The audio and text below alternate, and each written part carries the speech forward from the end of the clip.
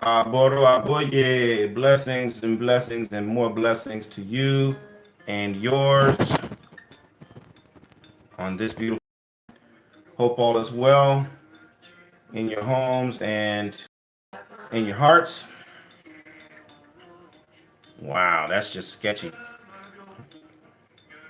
All right, much better. Much better. Okay, we'll let it ride like that. We're gonna give folks a little time to join us here. Give me a minute to sort out all my technical difficulties or peculiarities. It's not really difficulties. It's just dealing with technology, all the little stuff. Yeah, that's nice and neat. Oops, that's crooked, but we're gonna roll with it like so. All right. Blessings, and more blessings.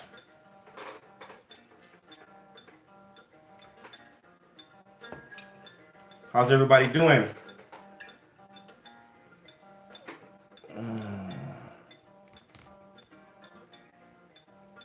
Maybe like so.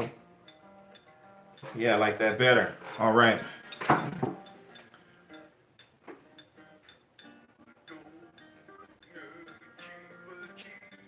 No, no. Like so. All right. We've got a great set of lessons for you today. And I think you're going to find them useful. We'll just give the good brothers and sisters time to join us, and we'll dive in.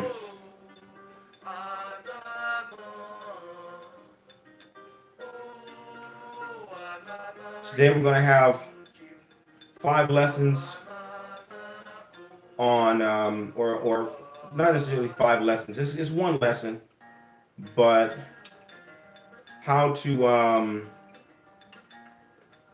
monetize your passions in 5 easy steps. All right, how to monetize your passions in 5 easy steps. Uh, I'm eager to get started here, but I'm just gonna wait a couple of minutes. Blessings to you. How you doing, Trini Biz Link? That's a tongue twister. Trini Biz Link. Are you in the beautiful homeland of Trinidad? If you are, please have some provisions for me, and one ice cold stag, please. I'm missing my sweet Trinidad, but fate is what it is, and we have to be ready to make good with what's before us in the moment. But blessings to you. Aboya Boshi Show.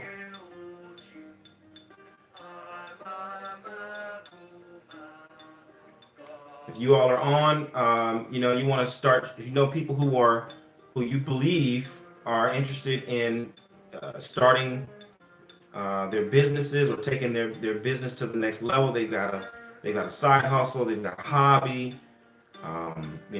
These black yoga instructors, astrologers, diviners, right? You got people in your circle who fall into that category. Send them the link, right? Tag them and ask them to join this conversation. This is a conversation that's specifically for people who are, service providers who are, not necessarily business people, but they enjoy helping other people. Like I said, the yoga teachers, astrologers, tarot card readers, Reiki. You know what I mean? Just people who are helpers and you know could use some advice on how to use that interest and that commitment to helping and serving people in this time, right? I don't want you all to be stressed out or fearful in this time. And interestingly, what prompted this set of lessons that it was in the back of my mind yesterday. It's been a couple of days. Last week, I did a 10-part series on lessons on leadership in a crisis, and that was dedicated or focused on people who are in leadership positions, people who are leading families, people who are leading temples, people who are leading schools and organizations, and you know, the quarantine has created an economic crisis for you, and you're trying to figure out like how do you lead and make it make good use of this opportunity. In this particular um, part of the conversation, I want to zero in on people who are, like I said, service providers. People who are, maybe you work on your own, you work alone, you work by yourself, and you don't necessarily lead a group of other people at all. You just have your own practice, you have your own craft. It may be just a hobby, like I said. It's not even something that you've done professionally, but um, as we're facing this huge wall of uncertainty caused by the coronavirus and the quarantine, um, you got to be considering what can you do with that craft. And so that was what was kind of percolating in my mind yesterday and the day before. And then early this morning, the full moon, as she is wont to do, had me all the way up at like I don't know, 2 in the morning, 1 in the morning, and I'm glad I got that much sleep. I'm a bit sensitive to the moon, so the full moon is usually like peak energy for me, mentally, spiritually.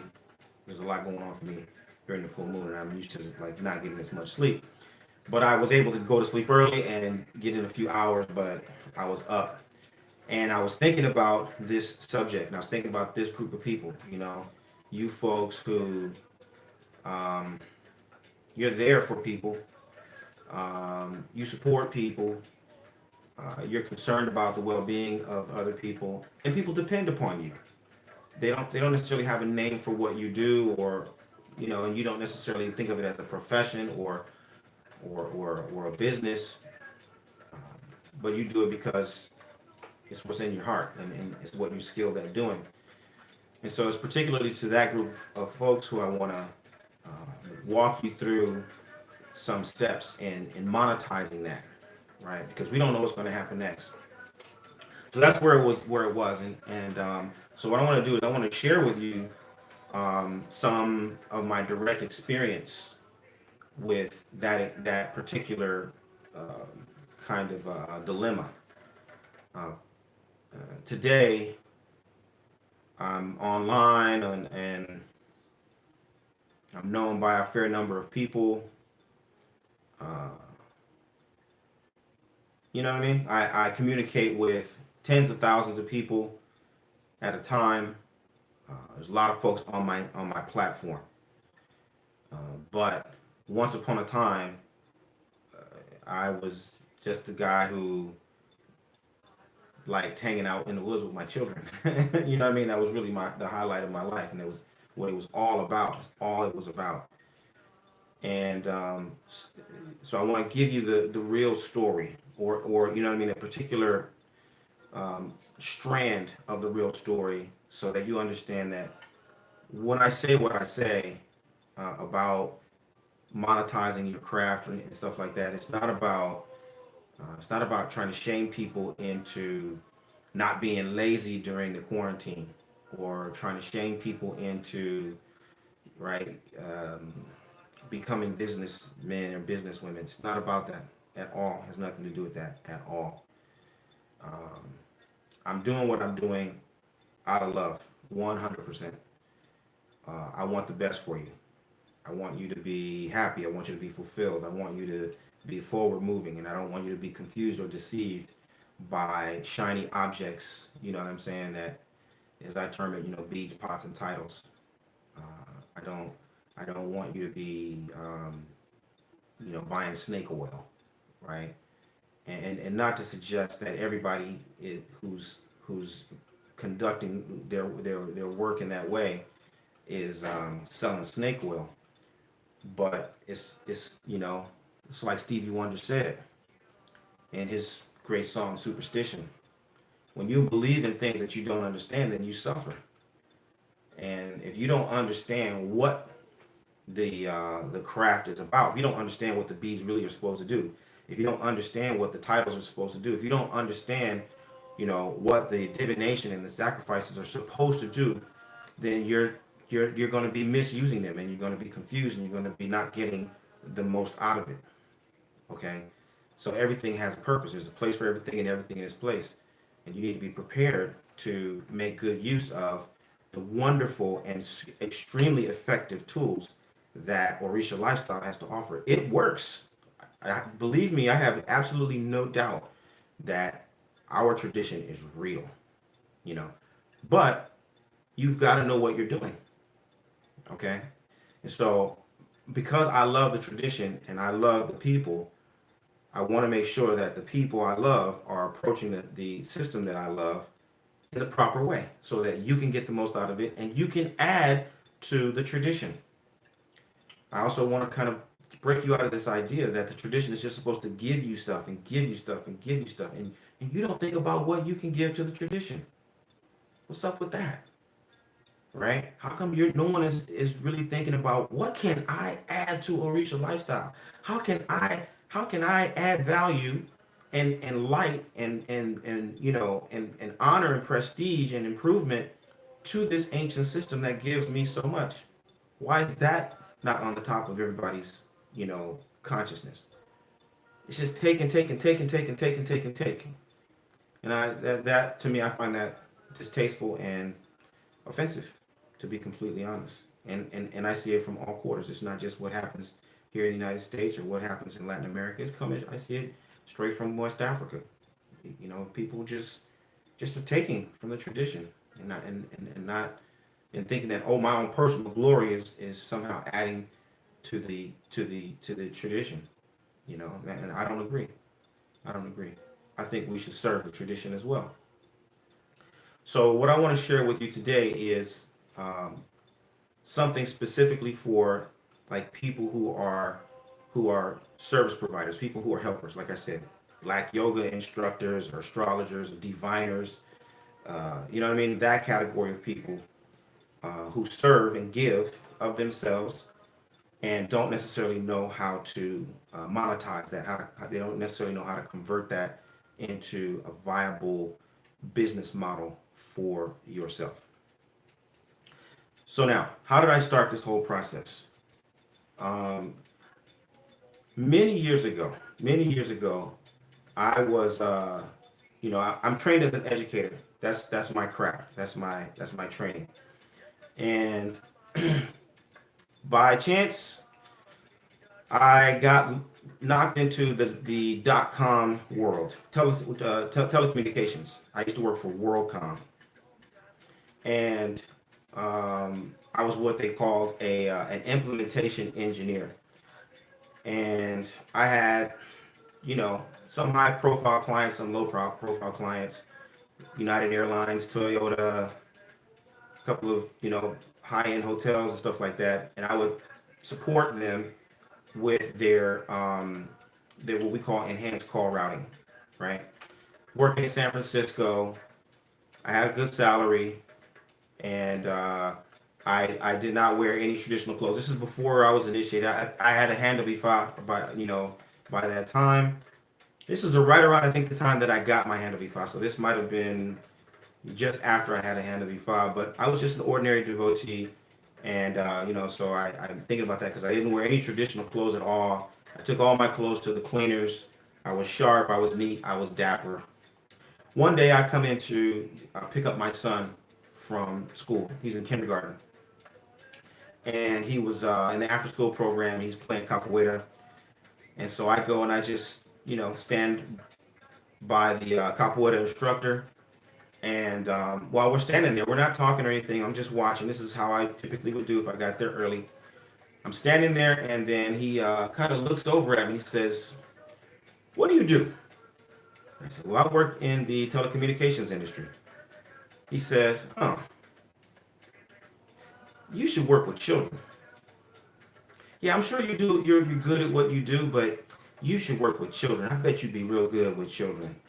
You know, it doesn't have to be anything elaborate. You just set up something. You go get a tent. You get your children. You get some of their friends. You collect maybe $200 a week for each child. You do stuff like this in the morning. You guys have a snack. You do something like this in the afternoon. You send everybody home by 5 or 6 o'clock, and you make $1,000 a week. You know what I mean? He just broke it down to me just like that, unsolicited. He did not know what my work was. He did not know that I'm actually an educator, posing as a computer guy, right?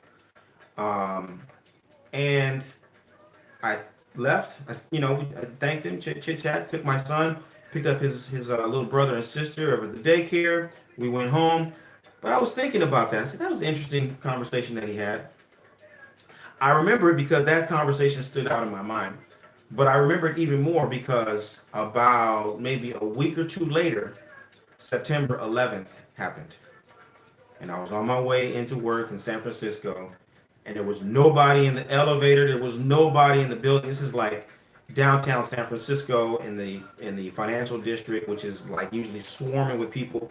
There was, just a few people, and I was real confused. Like, what's going on? Finally, I get into the elevator, and there's one guy with me, and I'm like, "What's going on? Where's everybody?" He says, "You didn't hear they crashed planes into the World Trade Center." And I was so confused. My mind was so shocked. I didn't know what he was talking about. I'm thinking the Transamerica building in San Francisco. I'm like, the Transamerica building? What? I didn't hear it. He's like, no, no, no, not Transamerica in New York, the World Trade Center. They crashed, and I was like, wow. Shock, totally shocked. I went into work. I was there, I don't know, maybe half an hour, and the our manager came out and told everybody, "Hey, this is a done deal. We're not working today. Everybody go home. Be safe." So it was really a trippy experience. I went home like everybody else. I don't know, the next day, 2 days later, I came back to work, and we, kind of did business as usual, but all of my airlines and hospitality clients, their businesses started to plummet. I mean, immediately. I remember United was one of my main clients, and they started to just drop. And all of a sudden, where I was, doing 4 or 5 applications a week with them, it was like one, and then it was none. And then we have our meetings national, so we had offices in Virginia, we had offices in Georgia and Texas and Colorado. They would announce, this is going to be our last call with Tyson's Corner. This is going to be our last call with Colorado. This is going to be, every month the company was downsizing and cutting jobs and closing down whole offices, and then all that work was slowly but surely getting handed over to San Francisco.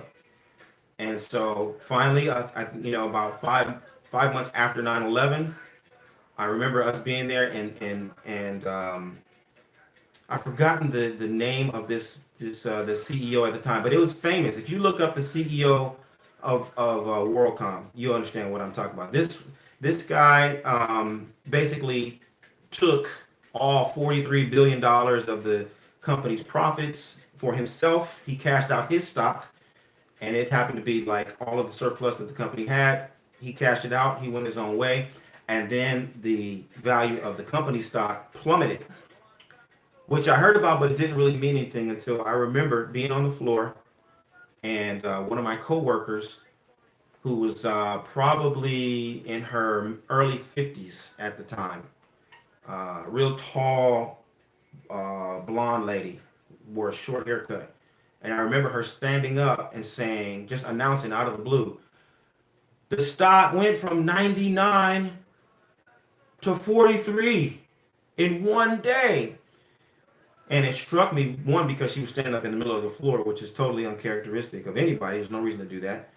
But you could hear the tightness in her voice. Her throat was so tight; she was holding back the tears. And as I looked around the office that day, all the older heads who had been working for WorldCom for 10, 15, 20 years, they were genuinely depressed. You could you could their shoulders slumping, their heads down. They were depressed. And I realized on that day what it means when they say the stock market crashes, well, how it affects different populations. The younger people who were working didn't really seem to have the same impact.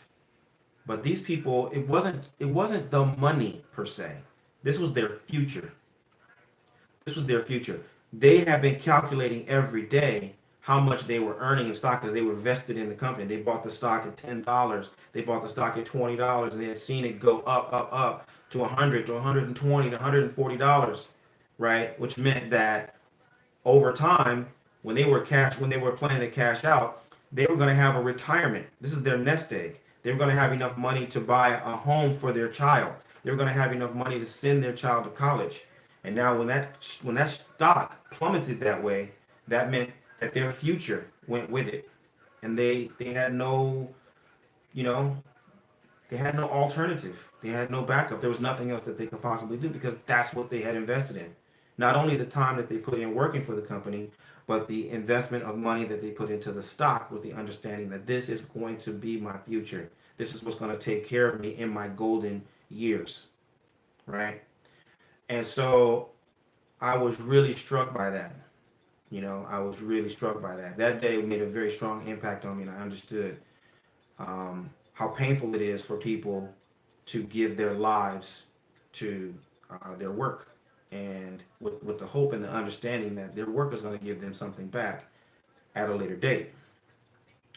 So when people commit suicide over stock market and stuff like that, it isn't just the money.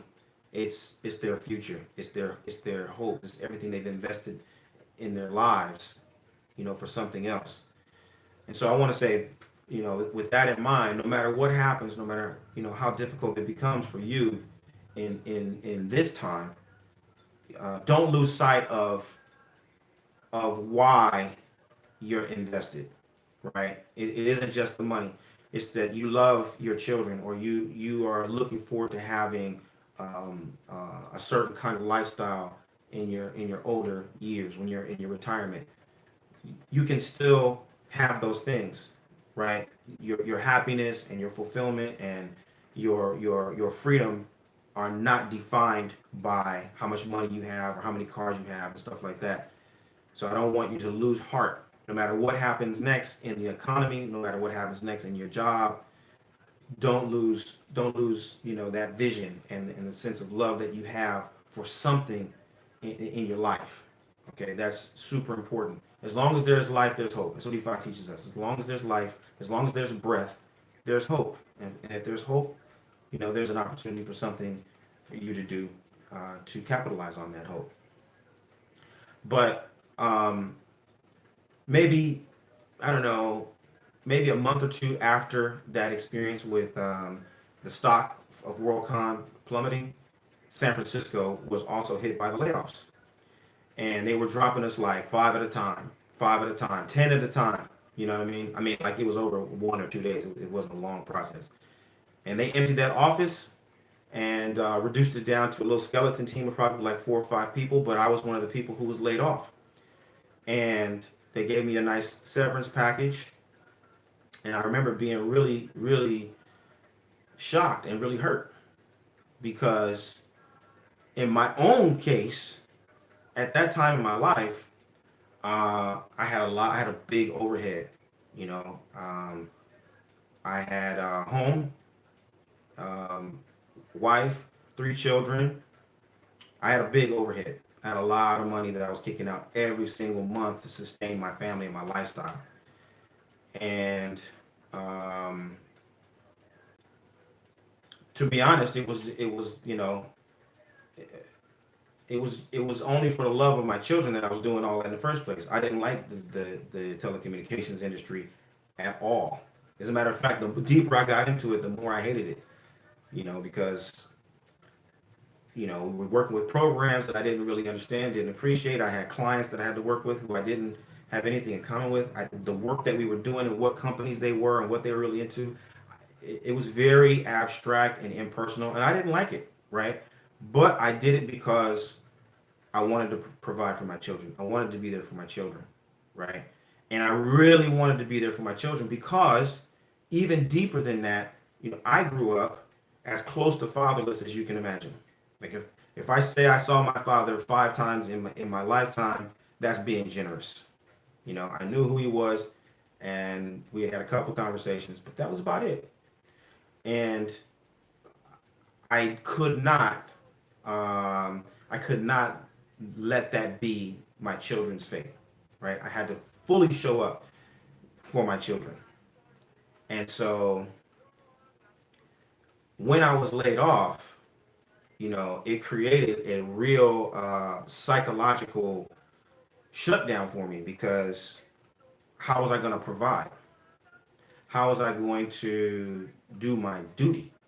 How was I going to take care of the uh, the people who I had, sworn that I would take care of, right?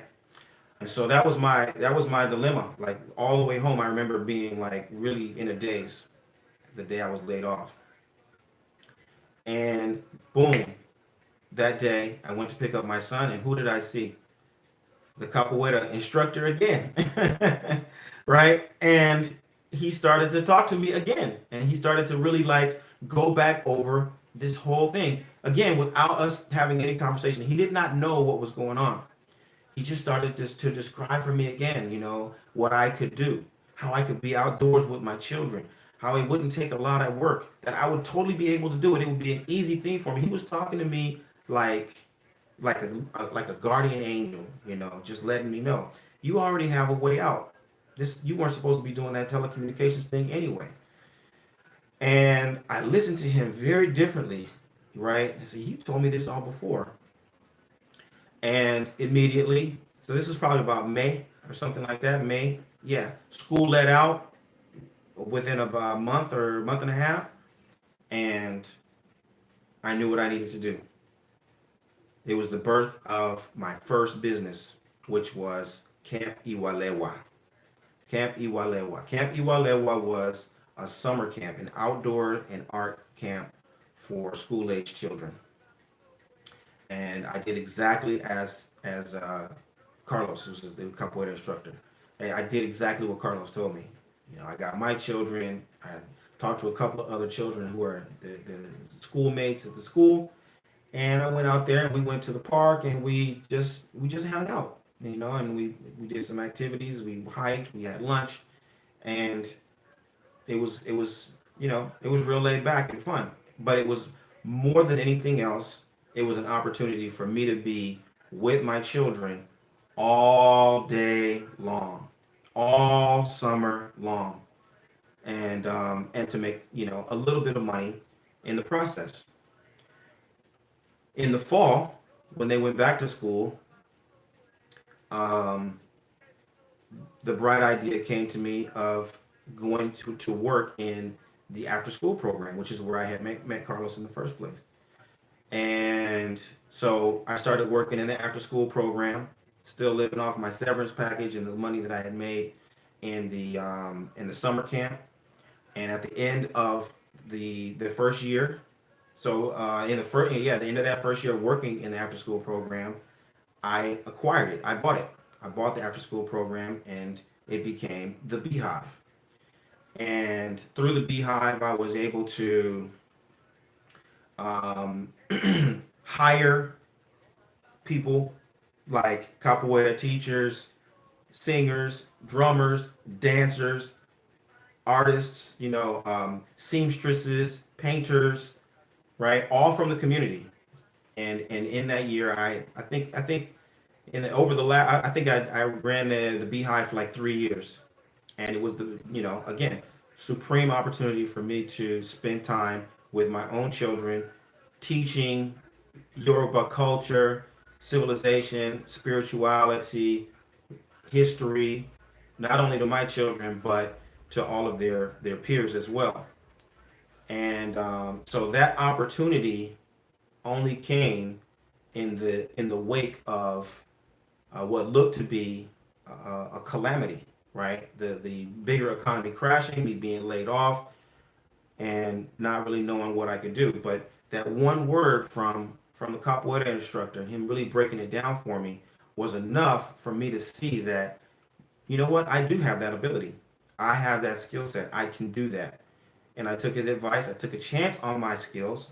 I took a chance on what I believe most, what I love most, the cause that I'm most committed to, and I combined the two, right? I combined my skills with my passion, and I figured out a way to monetize it, and that was the beginning. And from that time, I've just kept building and kept building and kept building, and to the point that, I have my own online academy, and I'm able to share different insights and teachings with thousands and thousands of people every day.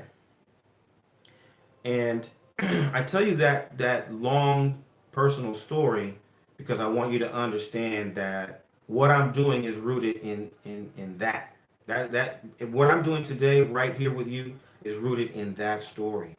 That is the basis of what I'm doing, and on a really very personal level, it's me addressing a real need that I've always had in my life, trying to reconcile and redress uh, an absence that I know other people should not have to deal with. In my case, it was growing up fatherless, right? It's you shouldn't have to grow up fatherless. So I've committed to always being present in my children's lives. Likewise, within your spiritual practice, you shouldn't grow up aimless. In your spiritual devotion, you shouldn't be committed to a spiritual practice and then be led astray. You shouldn't be without direction. You shouldn't be without clarity. You should not be without a sense of purpose and a sense of yourself in the practice. It's not right. It's not necessary for you to be practicing Orisha lifestyle with no sense of your identity being developed and cultivated in the practice. It's not right. Okay, so that is it's the same impulse that I'm responding to, and I'm trying to really help you see over and over and over and over again that it isn't about the shiny objects. It's not about the beads. It's not about the pots. It's not about the titles. It's about self-discovery. It's about really getting clear about who you are and where you come from and why you're here. Okay, and so the challenge for you is really, what I'm saying, I want to challenge you. All the people who are telling you that, boom, if you get your Odu, you're going to know your destiny. Do you go find out? Do they know their destiny? When the whole world is being rent asunder and everything is being taken apart before our very eyes, do they reflect that they are totally riding the wave of their destiny right now? Are they providing some sort of leadership and guidance and direction that reflects that they are in touch with their destiny and they are living their purpose? The people, I know my Orisha is A, B, or C. Is that information enabling those people to manifest their destiny right now? Just because I know my Orisha is Shango, is that enough for those people to show up in their own lives and in other people's lives fully and solve the problems that you're facing right now? Is that enough? I'm Go check on your own. But I can tell you that it is not. It is not. Because those are all outside in. Those are things that you're putting on top of something else. You need to get clear about what kind of person is a child of Shango. What kind of person are you who is a child of Shango? What kind of person are you who has the Odu Ejiobe? What kind of person are you? Who are you? What are your natural gifts and talents? What have you brought into the world? What kind of person are you who does yoga? What kind of a person are you? What's your mission, yoga teacher? What's your mission, astrologer? What's your mission, Reiki worker? Why are you here? You see, just having that external thing and that title, that veneer, that's not enough. And this is the opportunity for you to get real clear about where you're really coming from. Okay, what really drives you? What's your mission? What your purpose is? All right.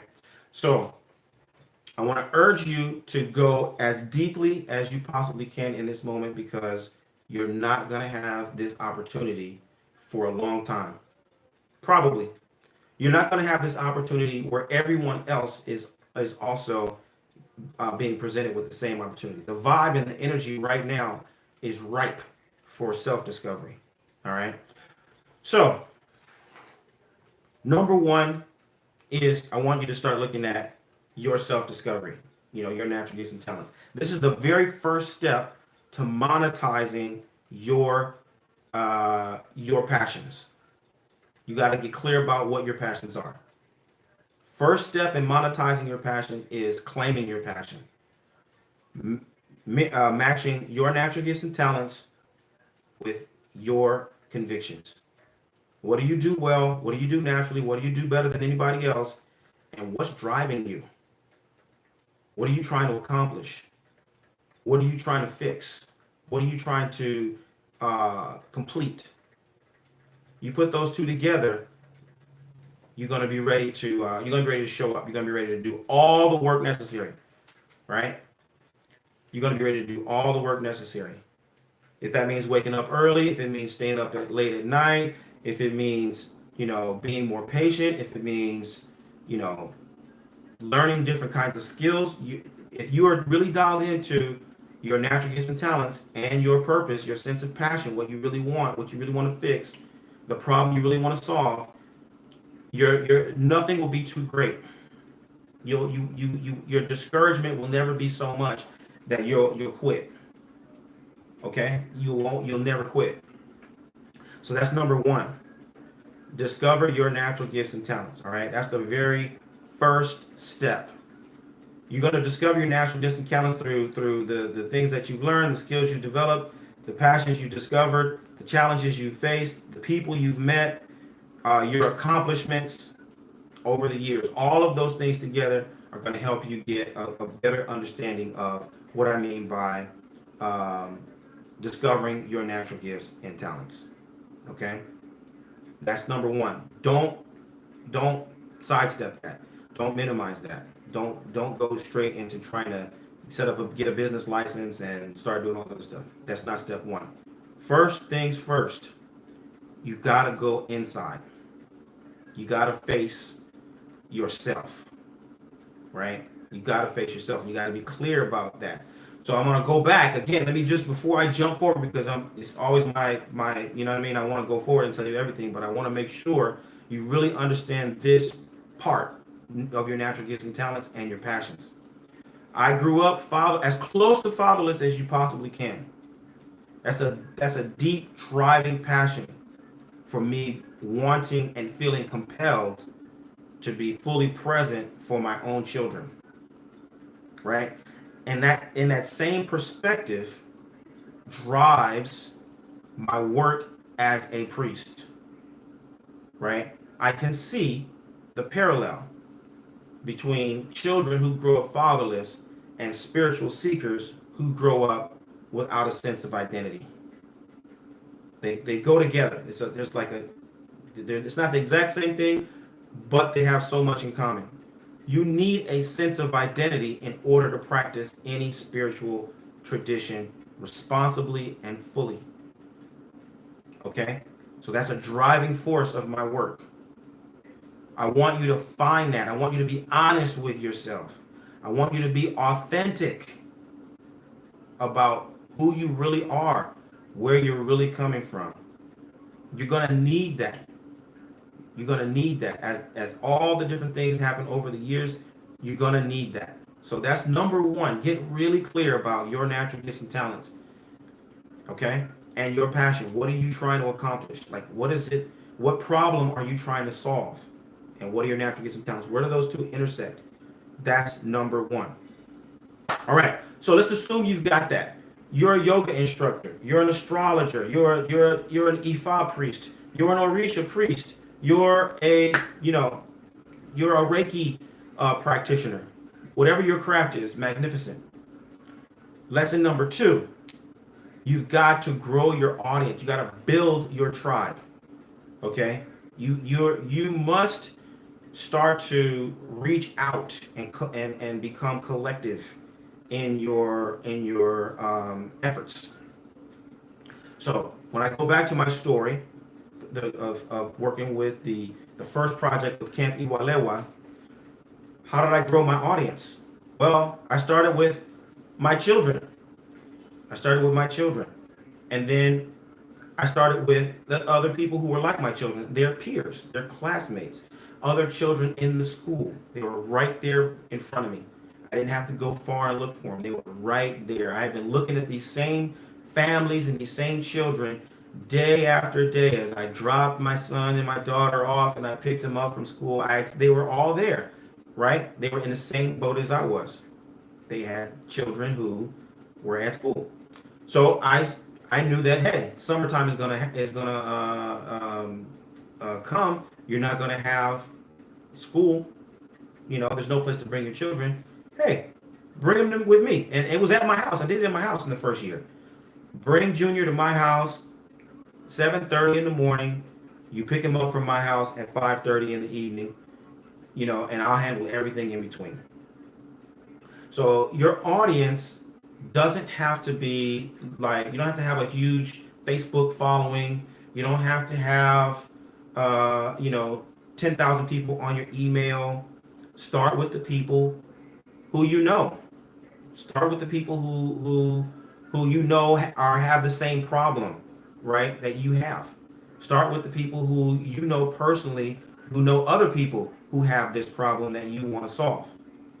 Okay, but this is all predicated on the fact that you have, determined what problem you're trying to solve. Even if it's a problem for yourself. Matter of fact, it should be a problem for yourself. The most personal is the most universal. The most personal is the most universal. Your most personal problem is my problem too, probably. Right? Your problem is probably my problem. So dig deeply into your problem.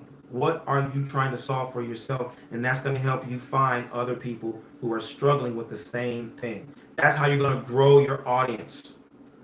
You're going to find people whose problem you know and understand very, very well, very intimately, very personally. All right? That's lesson number 2. This growing your audience is also going to entail some partnerships. You start to join forces with other people who do something that complements what you do. In my case, for example, when I started the Beehive, the after school program, it weren't partnerships per se, but I was paying them.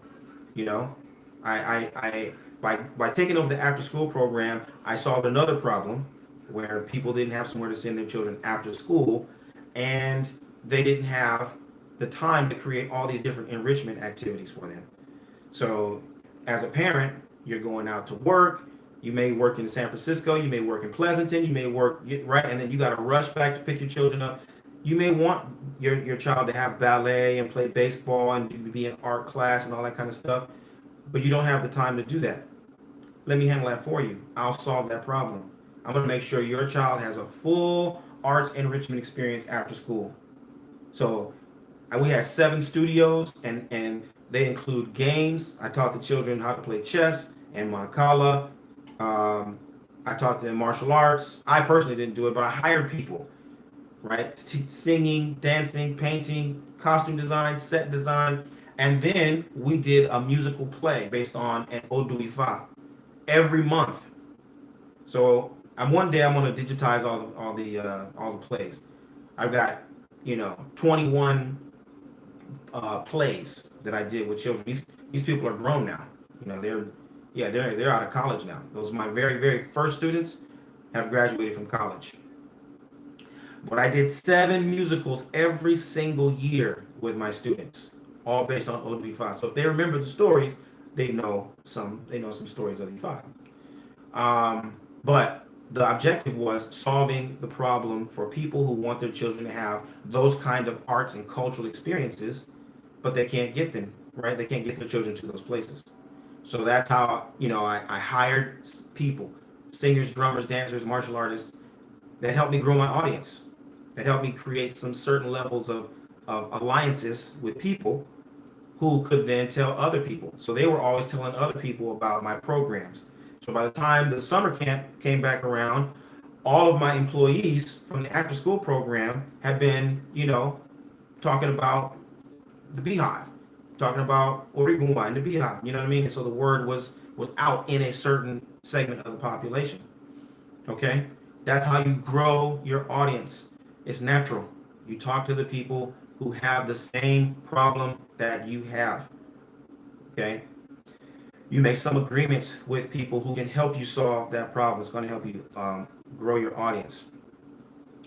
Um, you've got to define what your service is.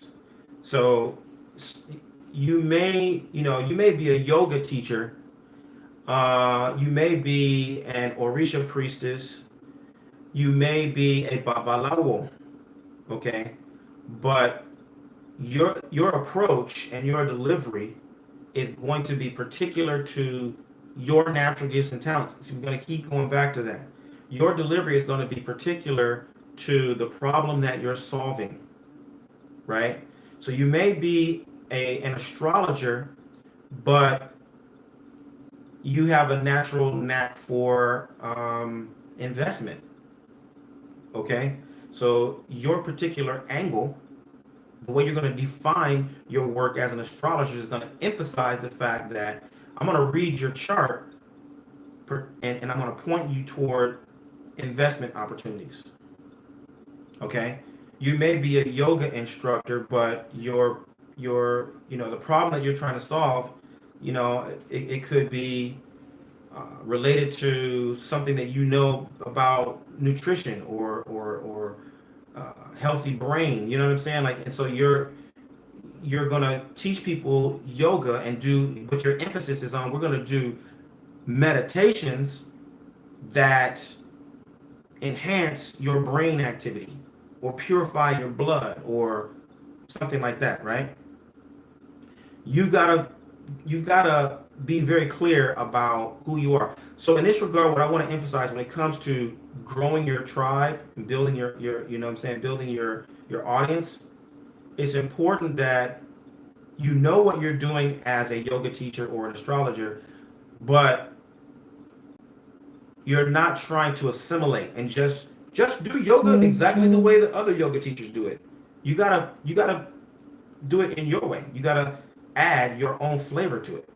You have to present something that's authentically you, and that's what's going to make you stand out as a qualified yoga instructor. That's what's going to make you stand out as a babalawo or an iyalorisha. Okay. So that's very important that you take into consideration. Everything is going to keep coming back to that root of knowing your natural gifts and talents and being clear about what problem you're solving.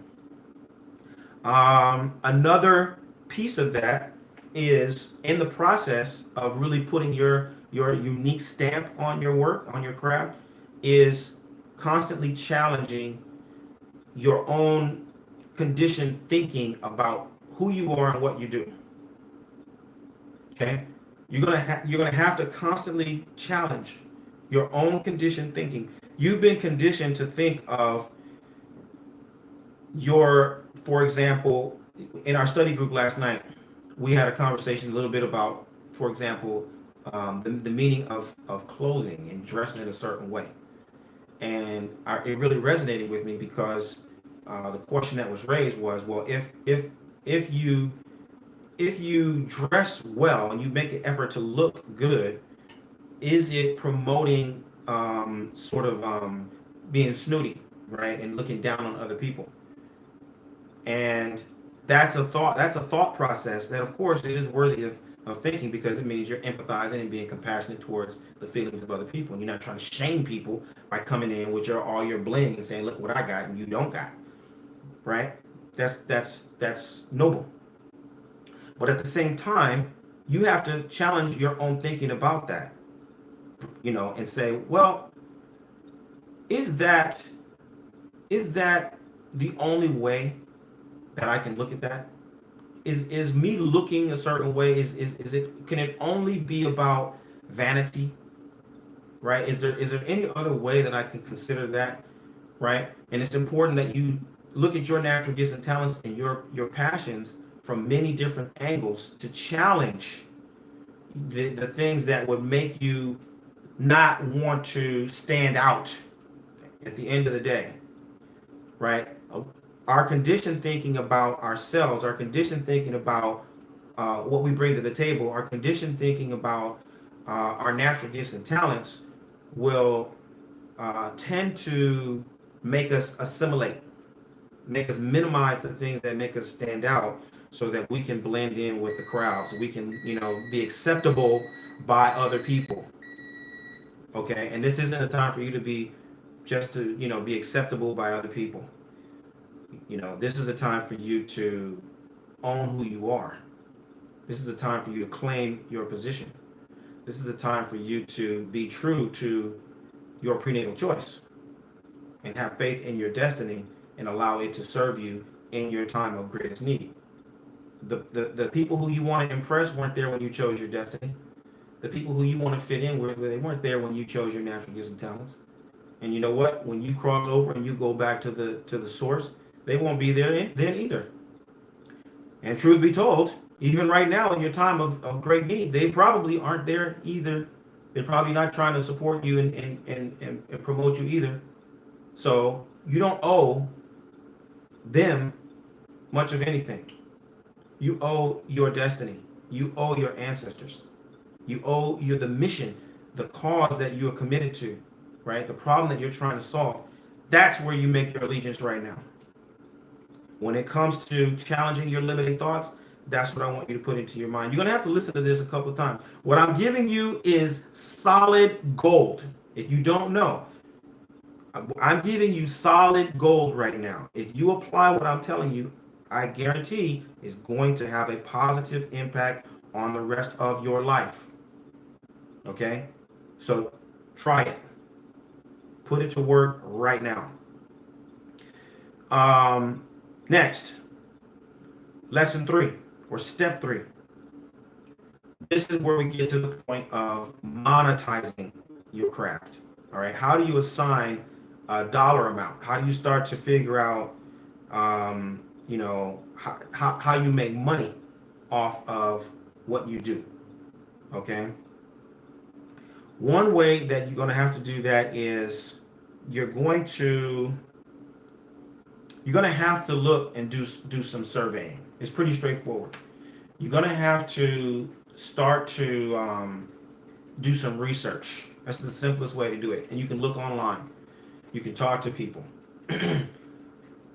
If your craft is yoga instructing, if your craft is astrology, if your craft is Reiki, if your craft is Ifa or Orisha, start, well, in the case of Ifa and Orisha, you probably won't be able to do it this way. But for the others, you can search. Hey, how much does a yoga instructor make in Tallahassee? It'll come up. How much does an astrologer cost in Phoenix? Okay. And if it doesn't come up, then you just do a search for your competitors or other people who do what you do. You go and search and look at how much is this, how are they doing their what's their model? Okay. What's their model? Are they charging by projects? Are they charging by the hour? What kind of a structure do they have in place? And follow it. You know what I mean? Don't recreate the wheel, just follow it. Look at somebody who you know is successful at what you want to do, and you follow their model. Okay? If you know the person or you have any kind of a rapport with them, talk to them, ask them. This is what I'd like to do. I want to move into this field, and can you help me figure out how much I should charge? Right? But the key to knowing how much you're going to charge is going to be determined by what you're offering. Okay, what you're offering. So if you're going to offer classes, that's one thing. If you're going to offer like a direct service, you're going to treat people directly, then you're going to create another kind of a fee set schedule. You can charge people, as I said, per hour. Okay, I'm going to charge you per hour, or I'm going to charge you by we're going to accomplish certain things. For example, let's say I'm a yoga instructor. But my specialty, like I was saying, is brain enhancement, right? I'm gonna have to package my offering in terms of time, in terms of an outcome, a measurable outcome. So I'm going to say that I'm going to take you from level, whatever level of brain activity that you're at, whatever level of concentration and focus and clarity that you are. I'm gonna take you up 25%, and it's gonna take 6 weeks in order for you to progress from point A to point B. Okay, so in that case, I'm going to charge you for a 6 week experience. And in that 6 weeks experience, I'm going to expose you to specific kinds of yoga postures, breathing techniques, and meditation, dietary changes that are going to improve your ability to focus and concentrate and meditate. Right? And I'm going to know that because I'm going to give you a test. I'm going to do something to test you in the beginning. I'm going to do something to test you in the middle. I'm going to do something to test you in the end. And it can be any kind of test. It's your test that allows you to measure the level of growth. All right, that's just for example. You see, you're gonna create a package. You're gonna create an experience that has a beginning, a middle, and an end based on your craft and your natural gifts and talents. All right, so that's how you start to set up your fees so that you can charge people for what you do. It takes time. You got to think it through, but it's worth it. What's next? Increasing your income is also going to be a byproduct of being able to see the next level of your work. So if you if you give people a basic level service, or you teach them a basic level of information, envisioning what happens next. What happens when a person finishes this? Okay, they meet success, they're able to concentrate more, or they have more money or whatever. What's next? What's going to be the next level of problems that they're going to have? So then you start, building, right? And that will take more time. But I'm just understand that it's once you solve the first level of problems and you package either on an hourly basis or on a project basis, then you can start to envision and plan for what will be the next set of problems, and then you can provide something else that will increase your income. Ideally, what you want to do is you want to think of it like as a pyramid, okay? And at the bottom level of the pyramid, you have the most people, but those people get the least amount of your time. They pay the least amount of money, but they get the least amount of your time. As people move up, they pay more money and they get more of your time. You offer a more specialized, intensive service or quality of information for those people. All right? So this is how you monetize your craft. Now, I'm going to pause right there because I know a lot of people, you get hung up. You don't want to charge people. You don't feel like it's right to charge people for what you do. And that's not true. All right, that's not true. It's not right to charge people for something that you can't do. That's wrong. That's wrong. You're gonna charge people money and you don't know what you're doing. That's wrong.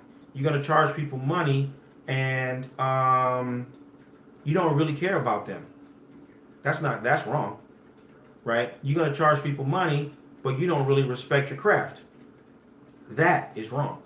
That is corrupt. That is insidious. Okay?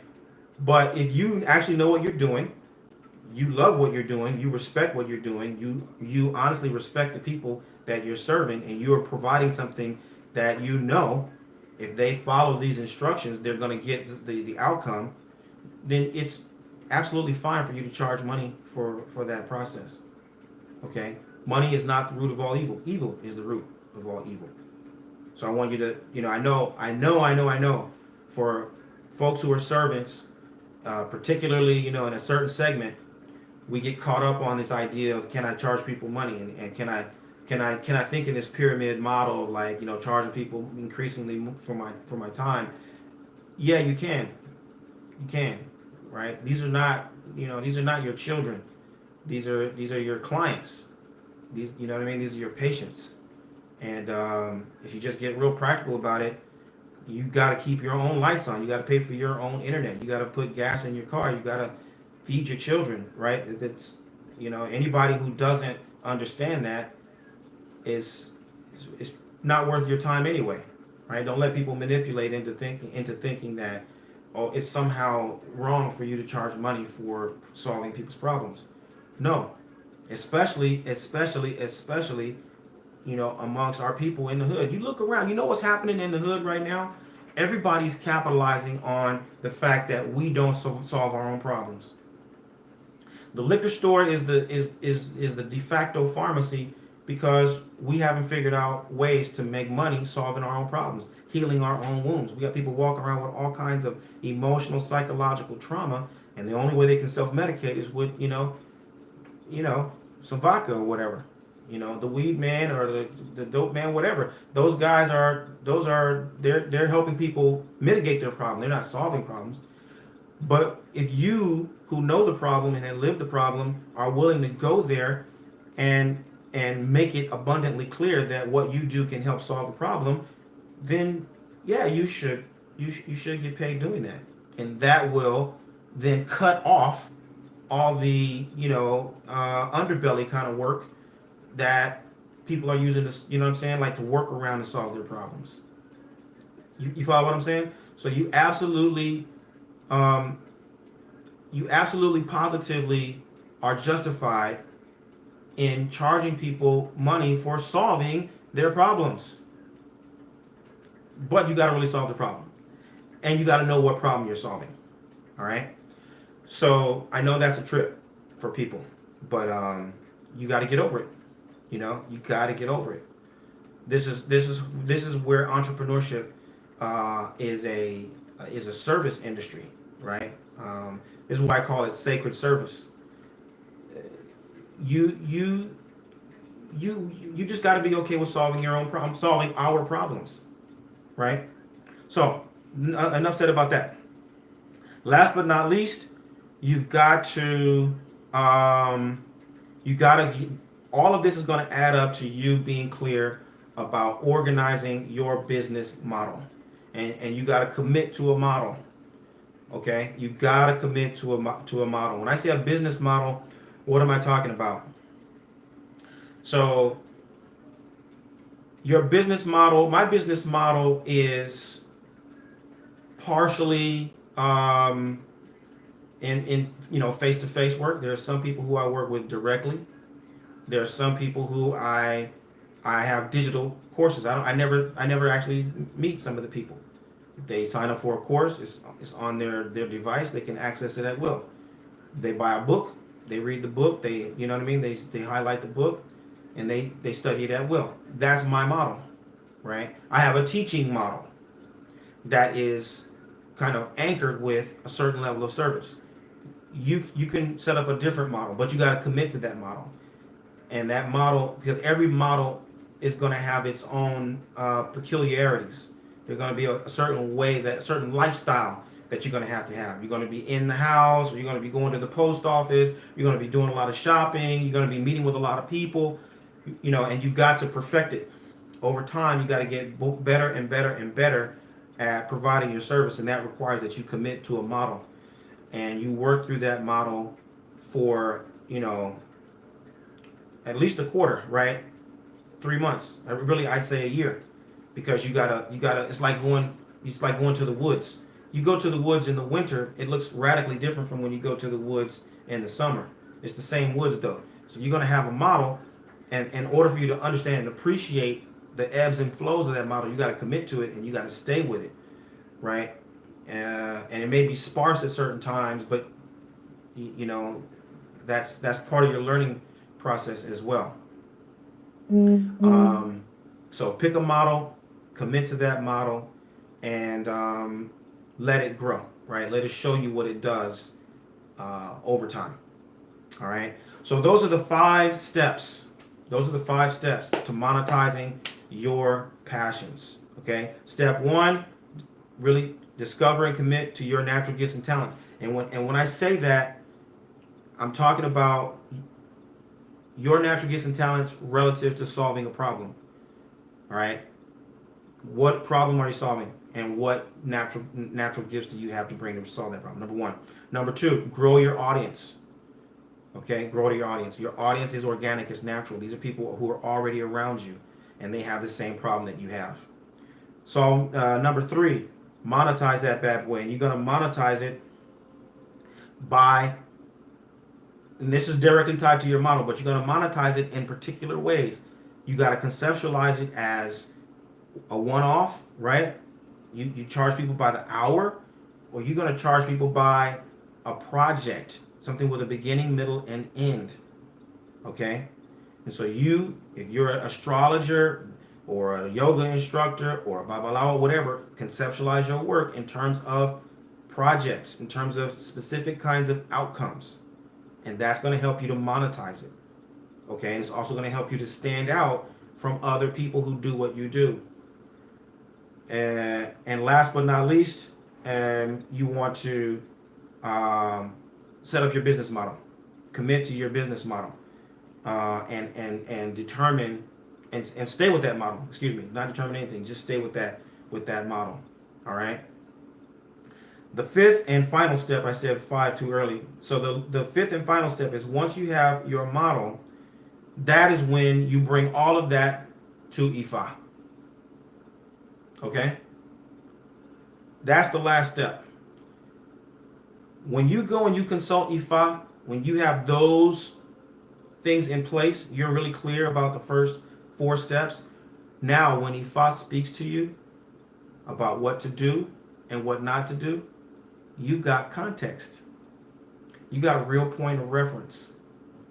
You got a real direction to point yourself into. And you're gonna really value what Ifa is telling you, because it's gonna be real. It's gonna be tangible. It's not just abstract, right? It's not gonna be, because here's what happens when people consult Ifa. 80% of the time, you might take what I tell you as the babalawo, and it says, and you'll put that on a scale with equal importance as what some joker said on Facebook. You'll be looking at somebody's Facebook comments and be challenging what the babalawo told you based on that, because you don't have a context for the message. Anything's possible. It's all relative. That could be true, and this could be true, and yeah, people could do anything, and people could be anything, and this is my destiny. You're flim-flamming. Follow these first 4 steps, and then you bring that 5th step to Ifa, and watch what a difference it makes. All right. So that's my lesson for today. If you guys have any questions, of course, I'll pause for a minute to entertain any questions or aha moments or insights. That's fantastic. But otherwise, feel free to put the comments in the comment section, and I'll be more than happy to respond. But let me just listen to a little bit of Kunde. If you got questions, please feel free to raise them, and we'll go from there.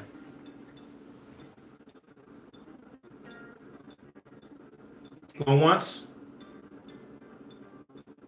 Going twice? Questions? 3 times? That's a wrap. All right, good people. Blessings to you on this fine day. My last challenge to you will be, as always, listen to this lesson, take some copious notes, and within 24 hours, I need you to talk to 3 people about these steps. That's my challenge to you. If you're even tiny bit serious about monetizing your passions, then talk to 3 people about these 5 steps. All right? And see what you come up with. Thank you all for your time, and look forward to talking to you soon. Odabo!